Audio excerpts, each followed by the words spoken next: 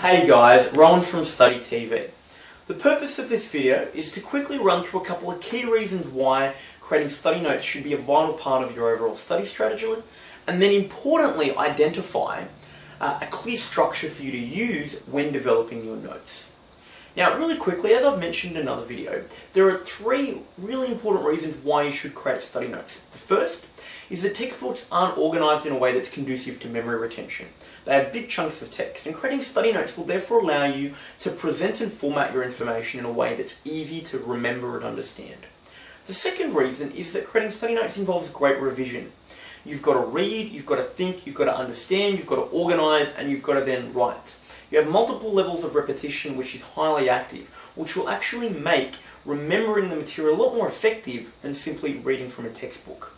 The final reason creating study notes are vital is that textbooks have lots of irrelevant information essentially that aren't required. So by creating study notes, you're focusing exactly on what you need to know for your exams.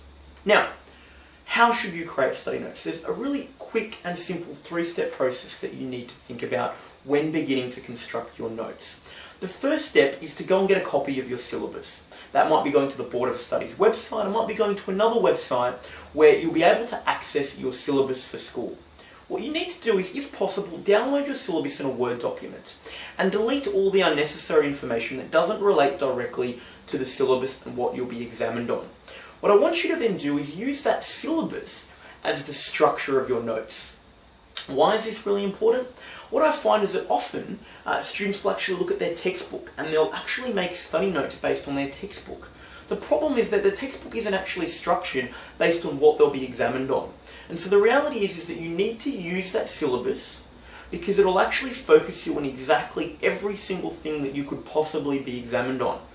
To make sure you don't forget a point, it's simply easiest to copy and paste and use the syllabus document itself. Once you've got the syllabus as your structure for your notes, you need to then actually read and understand the material.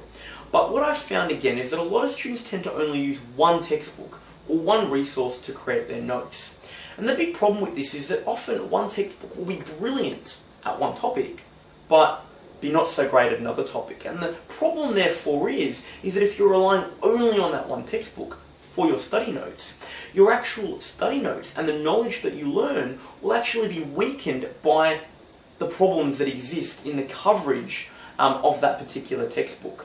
So if you use multiple resources, what you can actually do is work out, well look, this textbook's awesome at this topic, this textbook's even better at this topic, and therefore I'm going to take both these bits of information to create my notes, which means you'll actually be developing a much stronger foundation of knowledge for yourself when it comes to actually studying for an exam. Now, the final point in today's short video for structuring your notes is to not worry about the length of your notes the first time that you create them. The first time that you develop your notes, the aim is to get as much information as possible that is relevant to each of the syllabus dot points down on the page. And the key here really is just to make sure that you're covering all the right information and you're giving yourself a couple of different options to respond to the syllabus dot points. Pretty simple, really quick revision over the three steps. Use the syllabus, use multiple resources, and don't worry about length. Make your notes large.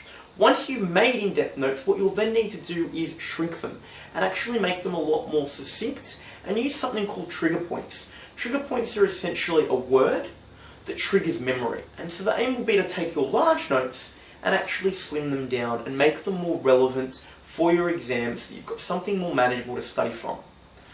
What I'll be following up from this video is a second video which will actually cover how to format your notes, how to structure them, and how to actually make them succinct and make those notes smaller so they're more manageable to study from. So, number one, make sure you subscribe to keep up to date with Study TV videos. We'll be having 300 more that will be uploaded across the year, which will feature interviews with top students. Additionally, subscribe to make sure you get the next video, which will actually go through the formatting and structure of notes in more detail. And finally, if you have a question, make sure you pop it underneath in the comment box or shoot an email so that I can actually make a point of answering and popping it online. Until next time, cheers.